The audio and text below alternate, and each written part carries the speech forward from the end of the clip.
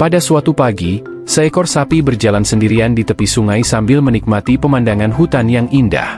Tiba-tiba sapi berhenti, dia mendengar ada suara dari arah sungai yang penuh bebatuan. Ternyata ada seekor buaya yang terjebak di bebatuan dan menangis meminta pertolongan. Sapi yang awalnya ragu untuk menolong buaya, akhirnya merasa kasihan kepada buaya dan memutuskan menolongnya. "Sapi, bantulah aku. Gendong dan antarkan aku ke tepi sungai," kata buaya sambil menangis. Sapi yang merasa iba kemudian menggendong buaya. Dia berjalan menuju ke tepian sungai dengan buaya berada di atas punggungnya. Namun saat sampai di tujuan, buaya menolak untuk turun. "Kelihatannya dagingmu ini enak juga," kata buaya.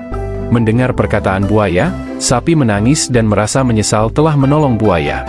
Tangisan sapi yang keras terdengar oleh Kancil yang berada tidak jauh dari sana.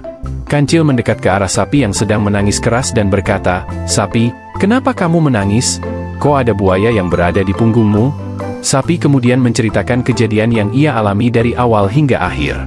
Kancil yang mendengarkan ceritanya, memahami kenapa sapi sampai menangis.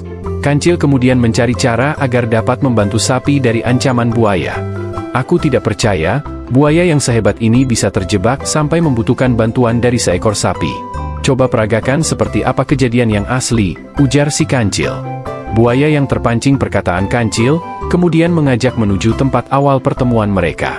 Buaya kembali masuk ke tumpukan bebatuan, untuk memperagakan kejadian tersebut dari awal. Melihat buaya sudah kembali tertimpa oleh bebatuan seperti di awal cerita, Kancil pun mengakui kebenaran cerita tersebut. Kemudian Kancil mengajak sapi untuk meninggalkan buaya yang tidak tahu terima kasih itu, terjebak kembali di bawah tumpukan batu.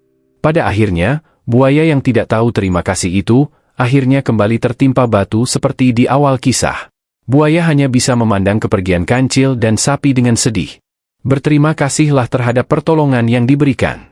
Jangan sampai kebaikan tersebut dibalas dengan kejahatan seperti apa yang dilakukan buaya kepada sapi.